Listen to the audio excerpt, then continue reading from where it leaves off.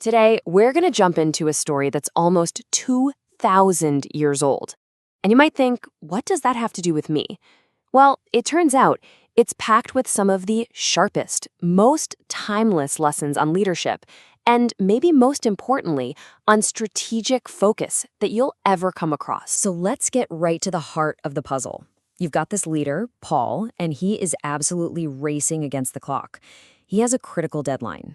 But what does he do?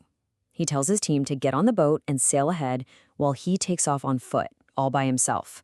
Right away, you're thinking, that makes no sense. But stick with me, because it's the very first clue to his strategic genius. To really get our heads around his thinking, we have to look at the journey itself. The book of Acts lays this all out not just as a casual trip, but as this high-stakes, fast-paced sprint. Paul and his crew are making a beeline for Jerusalem, and you better believe that every single move is calculated. I mean, just look at this pace. It is relentless. They leave a city called Troas, and for the next 5 days, they're basically island hopping. Mytilene, then Chios, over to Samos, and finally landing in Miletus. It's just a whirlwind of activity. But notice what happens on day one. The team sets sail, but Paul, he does something completely different, and it was absolutely on purpose. Okay, this is where it gets really interesting. This solo walk, it looks like a detour, but it's not. It is a strategic power play. He actually arranged for his team to sail the long way around a peninsula while he cut straight across it on foot.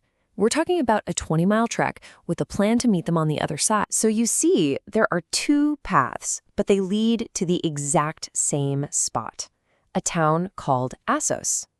The team takes the water route, Paul takes the land route.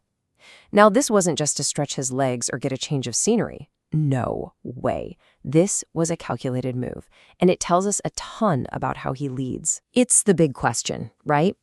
Why walk when you have a perfectly good boat? Well, this wasn't some random impulse. Scholars who've dug into this have come up with 3 really strategic possibilities, and each one reveals a different layer of his mission-focused mind. First, and maybe most obvious, he needed solitude. He was heading into a really tough situation in Jerusalem, and this was his one chance to get away, to pray, to just get his head right for the challenges ahead. A second theory? He was doing some quiet pastoral work, maybe a last discreet visit to some small groups of believers without causing a big scene. Or third, it could have been just simple, pragmatic efficiency. The land route may have actually been a faster, more direct shortcut. Whatever the real reason, it was a move with a purpose. So Paul meets back up with his team in Assos, and the journey continues at this blistering pace. But right here, he makes an even more shocking decision. And this is the one that unlocks the whole lesson of this explainer. And this just brilliantly highlights the absolute core principle of strategic focus. You know, sometimes the most powerful move you can make isn't about what you decide to do. It's about what you decide not to do. Paul makes the conscious, deliberate, and probably painful decision to sail right past the city of Ephesus. Now, for him, this was a huge deal, a massive deal.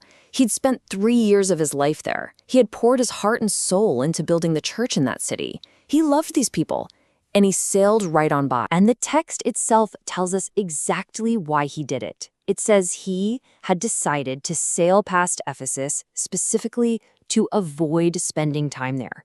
He knew himself. He knew that if he stopped, the emotional reunions, the endless needs of the church, it would all trap him.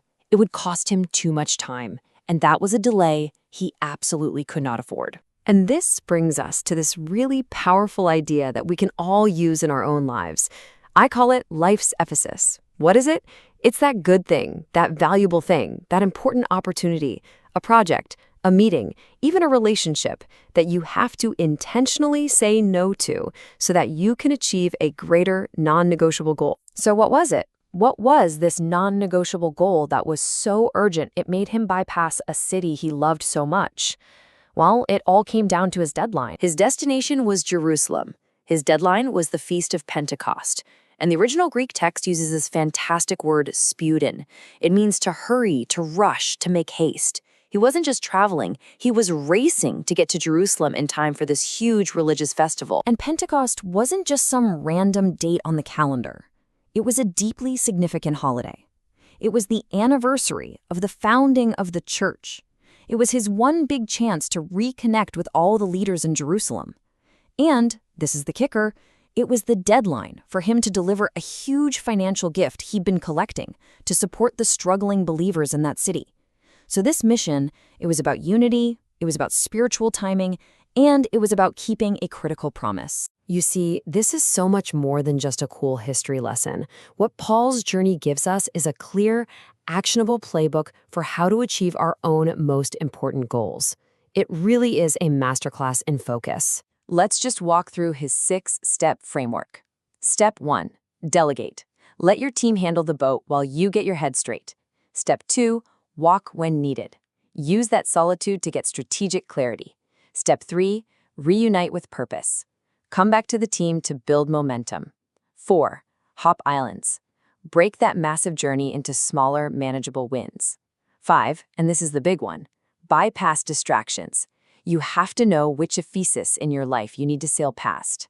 And finally, step 6, hurrying with holy intent.